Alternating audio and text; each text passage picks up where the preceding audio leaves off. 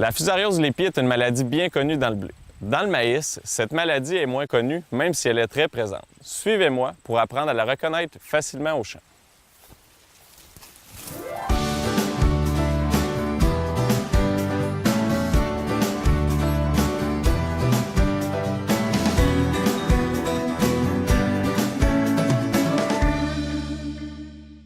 La fusariose de l'épi est un champignon pathogène. C'est la Gibberella zea qui cause le plus de problèmes.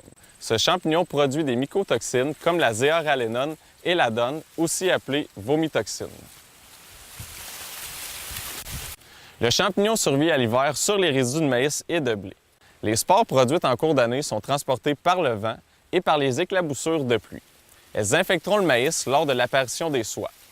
Une autre voie d'infection est par les blessures causées par les insectes ou par les oiseaux.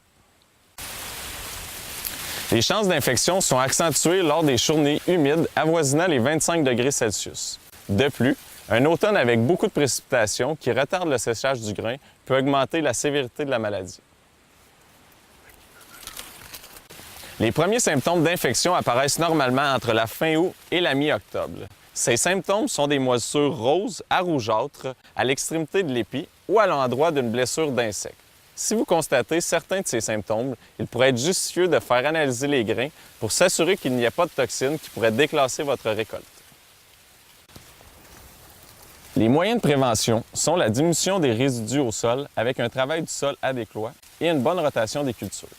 Je vous suggère de discuter avec votre semencier pour sélectionner des hybrides plus résistants à la maladie.